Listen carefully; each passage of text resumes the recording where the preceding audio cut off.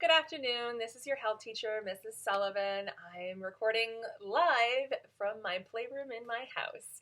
I hope you all are doing well and you're taking care of yourselves, both emotionally and physically, during this really weird time that we're experiencing. I wanted to talk to you a bit today about this week's assignment. It may seem really challenging, or even for some of you, nearly impossible, to demonstrate how you've maintained or improved your social wellness when you've been told you can't go near your friends, you can't see any relatives that you don't live with, and you can't even get closer than 6 feet to any other human. These are definitely strange times we're living in. But rather than focusing on our fears or what barriers exist in making social connections right now, I really want to focus on how we can stay socially well and make connections with others while practicing social distancing. I also want to talk to you all about why human connection is so important to our existence. So social wellness in relation to the 6 dimensions of health and wellness, that's the whole topic of this big project we're working on right now. So social wellness is defined as doing activities that build friendships and support better living conditions for all in the community. This may be social relationships you have with friends, or relationships you have with people that you live with at home, or relationships that you've built through communities, such as religious organizations, school, work, or even volunteer groups. The truth is that even folks who may prefer to spend time alone, we sometimes refer to them as being introverts, right? Truly, they too need social interaction to maintain their wellness.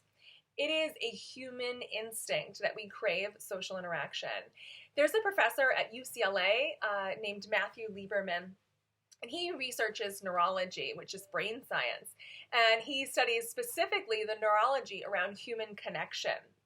And his research has shown that the need for social connection with other human beings has been ingrained in us for tens of millions of years. He's quoted saying that what this suggests is that becoming more socially connected is essential to our survival. In a sense, evolution has made bets at each step that the best way to make us more successful is to make us more social. And what Matthew Lieberman is saying here is that our success as a species has always depended on our ability to work together, to interact with one another. And if you think about early man, you can see how this would be true. In a community of early humans, there would be some who would hunt, some who would gather vegetation to eat, some who would gather supplies or tools, some who would help prepare meals, and others whose job was just to protect the young. If any of these jobs weren't done in the community, the survival of the rest of the people who lived there would be in jeopardy. So although we aren't necessarily hunting and gathering in the same way as early humans, we're still a species who counts on working together and connecting with others in our community for our survival. So as humans, we long for human connection, and social isolation can be extremely difficult. And for young people like yourselves, it can be profoundly distressing. Your friends feel like they're everything to you, and you may feel like no one in your home can relate to you like your friends. Also, another aspect of this situation that might make it really difficult is that it feels like you're being forced into a really extremely long punishment. It's like being grounded for something you have no control over, and no one likes to feel like they don't have control. So knowing that social wellness is a key to overall health and wellness, and knowing that our need for human connection is vital, not only to our mental and emotional health, but also to our survival. How do we meet that need during a time when we want so badly to have human connection with those people who matter to us, but we also want to protect those we care about from a really scary health crisis? So I think, as a start, maybe we should stop referring to it as social distancing. Research at Stanford University agrees. Recent studies have shown that we often equate social distancing with social isolation. As a matter of fact, I did that exact thing a couple of minutes ago. Social distancing and social isolation are not the same. Social isolation, by most standards, is considered cruel, especially over long periods of time. Even in regards to federal prison systems, some argue that any form of solitary confinement violates the Eighth Amendment's rights of Americans. When thinking of social isolation, the first thing that I think of is Tom Hanks' character in Castaway. Sure, he survived, but I don't think anyone could say that him being alone on an island with only a volleyball to talk to was any good for him. So perhaps if we refer to it, as researchers at Stanford University have, as distant socializing, it wouldn't feel as much like a punishment as it does now. The phrase physical distancing also carries some weight as a valid alternative.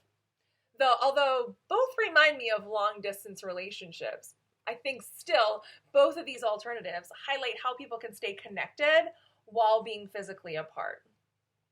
Technology, and more specifically social media, have often been criticized in the past as the cause of young people being unable to have appropriate social skills.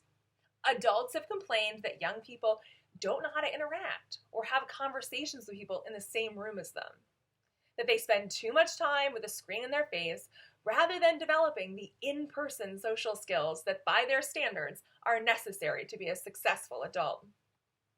In fact, the accessibility to technology may be what saves people from loneliness during this time that we're experiencing right now. We can use the tools we have with technology to maintain our social health, even when we can't be in the same room as our friends and loved ones. We can do this by setting up FaceTime dates or even social events where people can come together and just hang out. When we hang out with our friends in person, we aren't talking the whole time or interacting with them the entire time that we're in the same room.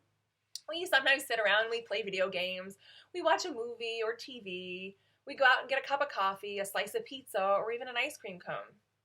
We can recreate these types of moments digitally too. Even if we want to be doing a favorite activity with someone, we can create new and innovative ways to do this. You can play games online with friends, watch a movie at the same time while on FaceTime. You can even draw or paint while your friend draws or paints on video chat. In the past few weeks, I've seen videos on Instagram and YouTube and all over social media of different ways people are doing this. I've seen videos of choral groups mashing together videos where each member recorded themselves singing a part of a song, and then they mashed it together and created amazing harmonies in unison, just like if they were in the same room. I've seen pictures of people playing Monopoly and Uno while on FaceTime with a friend.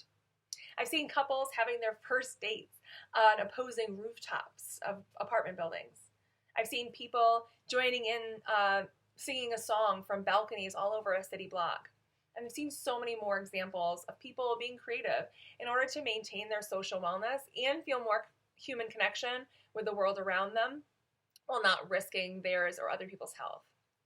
And even without technology, we can be creative in how we maintain our social wellness and the social wellness of those around us. You can really make real connections with the people you live with. Break out some of those board games that have been collecting dust on the shelf. Do a puzzle with someone in your house. Take a walk with a sibling or an adult you live with. Call that elderly relative you never had time to reach out to before. Find something you never knew you had in common with the people who live with you. You can also reach out within your community by maybe making cards for the elderly at a nearby retirement home or a veterans hospital. You can send thank you cards to neighbors who work in essential jobs and are still going to work every day. You can help make or gather supplies or goods to donate to local hospitals, homeless shelters, and food banks. And I truly believe that although this is a really extremely difficult and sometimes lonely time for us, we will get through this together.